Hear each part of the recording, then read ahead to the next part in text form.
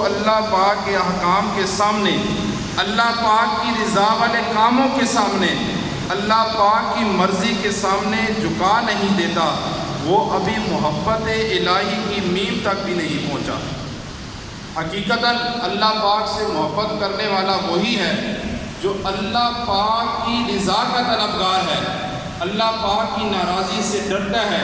اگر اس سے کوئی گناہ ہو بھی جائے تو جلد توبہ کرتا ہے، اللہ پاک کو راضی کرنے کی فکر میں رہتا ہے۔ کاش حضرت عثمان غنی رضی اللہ تعالیٰ عنہ کے صدقے ہمیں بھی توبہ کی توفیق مل جائے، ہم بھی اللہ پاک کی رضا کے تمنائی ہو جائیں۔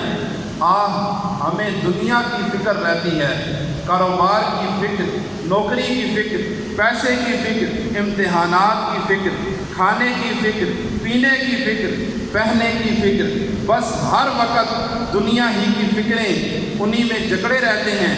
نہیں ہوتی تو بس جنت میں جانے کی فکر نہیں ہوتی، جہنم سے بچنے کی فکر نہیں ہوتی، ایمان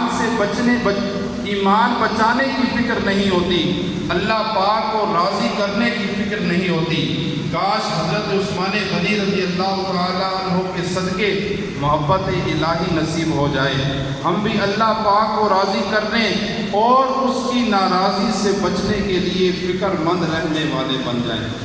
شیخ طریقت امیر اہل سنت حضرت علامہ مولانا ابو بلال محمد الیاس ستار قادری رضوی ضیاء دامت برکاتہم العالیہ کے 55 شریف کی بات ہے کہ ایک بار آپ کی ہمشیرہ نے کسی بات پر کہہ دیا، الیاس تمہیں اللہ پاک مارے گا، یعنی سزا دے گا۔ اگرچہ اس وقت امیر اہل سنت دامت برکاتہم العالیہ بہت چھوٹی عمر کے تھے، مگر ہمشیرہ کی یہ بات سنتے ہی سہم گئے اور اصرار کر کے ہمشیرہ کو بار بار کہا، بولو اللہ پاک مجھے نہیں مارے گا، بولو اللہ پاک مجھے نہیں مارے گا۔ آخر ہمشیرہ سے یہ کہلوا کر ہی دم لیا۔ آئیے مل کر دعا کرتے ہیں، معاف فضل و کرم سے ہو ہر خطا یا رب، وہ مغفرت فیض سلطان انبیاء یا رب، نبی کا صدقہ صدا کے لیے تو راضی ہو، کبھی بھی ہونا نہ ناراض یا خدا یا رب، آمین۔ صلو علی الحبیب۔